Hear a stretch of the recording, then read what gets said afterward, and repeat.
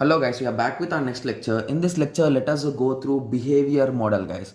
So till now we discussed the previous three steps. I was just going through the previous diagram which we used guys so that it will be clear for you. Just give me a second. Okay.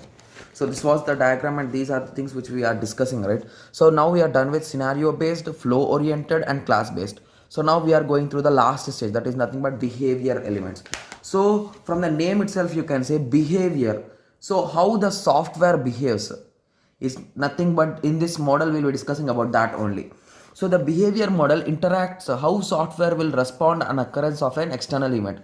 So basically if an event occurs which is designed or which is not designed by the developer, so for that how it will be responding is our question. So that answers you will be getting from this behavior model. So here we are having three major diagrams. We will be discussing them, don't worry. Okay. So the first one is identifying events with use case diagram. Okay, I hope everyone remembers the use case diagram, right? So a sequence of activities can be represented by use case that involves actor and the system. So this is the same use case which we have discussed. This is, I think so, this is third or fourth time guys. Okay, so the customer will be placing an order, the waiter will be collecting and he will be giving the code and he will be storing in the food order, and the kitchen employee will be collecting it and he will be preparing the food, and the food is delivered to the customer, and the customer along after once he eat, the bill is also generated and it is also provided to the customer. Simple, right? Okay, so whenever the system and the actor exchanges information, an event occurs. So basically when you will be calling or what you will be calling is an event guys. So whenever the system and an actor exchanges the information, that is nothing but an event. Example, the homeowner uses the keypad to enter his 4-digit password. Okay, so this is an event, right? Okay, so then what will happen guys, the password is compared with the valid password stored in the system. So this is also an event, right? So it is comparing or it's doing some operation. Okay, so if password is incorrect, the control panel will beep. So this is an operation again. So this is an event, right? Okay, so the control panel will beep, a beep sound will be coming only once it will be coming, and reset itself from adding input. Okay, so it will be resetting itself and it will remove whatever the input is given. So if the password is correct, the door opens. That's it. Here the underlying things are events. So this is an event. Control panel beeps. Comparison is also an event. Similarly, entering the pin is also an event. Got it? Yes. So these are the events guys. So in this way we will be representing the behavior. So how it is behaving, right? So that will be represented here. So for that we will be using two main diagrams guys. One is a state diagram for analysis and the other is sequence diagram. So you can, in short form, you can say that state diagram and sequence diagram. Okay. Okay. So first let us go through state diagram. The state transition diagram are used to show the behavior of the system. So how this system will behave on a particular input. So that is what we will be showing here. So they show the transitions from one state to another state. Same above security state diagram will be in this way. So we discussed about the security logic right now, right? So we will be hitting the key, it will be reading and it will be entering the password and we'll be entering the password. Here we are having the operation called comparing and we'll be doing validation, right? So this is the class assume. So the name of the class is comparing and the operation we are doing is validation. Okay, and assume that we are also having some limited number of attempts to do it. So we are having some limited attempts. If it is incorrect, it will be coming back comparing. If it fails, it will automatically get locked forever guys. And this lock is also dependent on timer. After some particular time it will again unlock. So assume, take your smartphone. I hope most of us will be having the pattern, right? 9 dots pattern.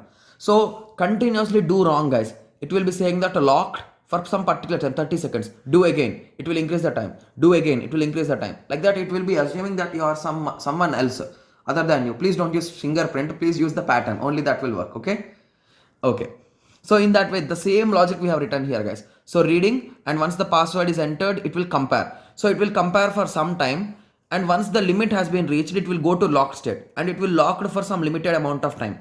So once that time is over, it will come out of the locked state and again it is ready to read. So it continues this process until the password is correct. If the password is correct, the door will open.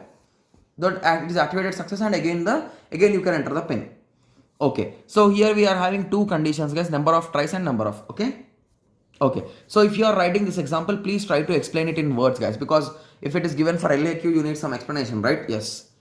Okay, the label shows for each arrow represents the event that is triggered. So basically, if you observe here, we are writing something on these arrows.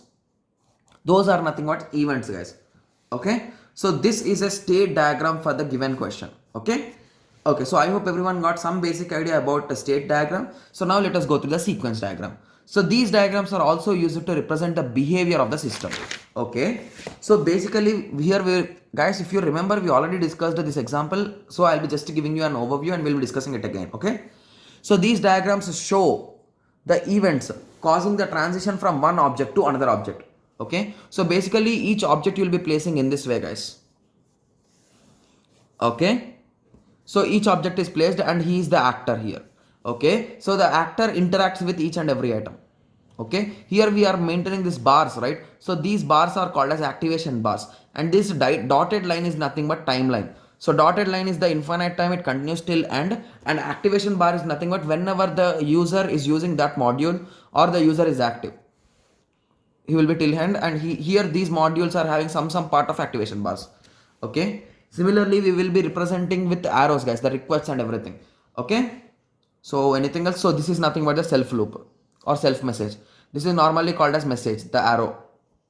Okay, so now let us go through the example. So initially you are trying to log in into your website, your college website, assume.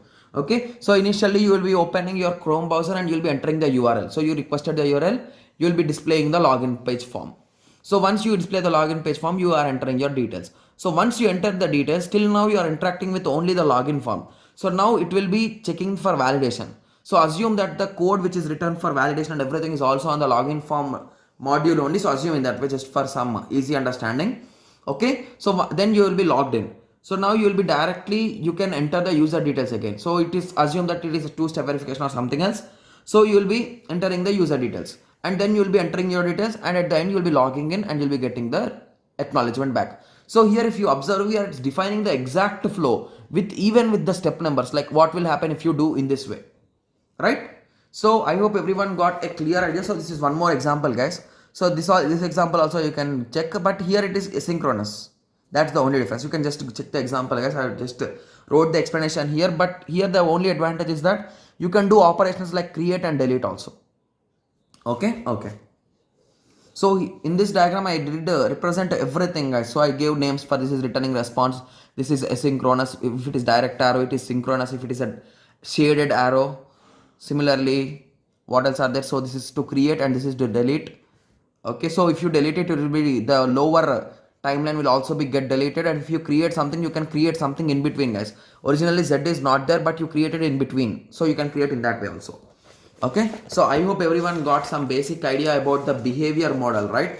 Okay, so once we are done with this, so now we are done with the modeling of analysis modeling, guys. So in the next lecture we will be starting with the design engineering. Okay, so I hope everyone got a clear idea. So let us meet in the next lecture. Thank you, thanks for watching.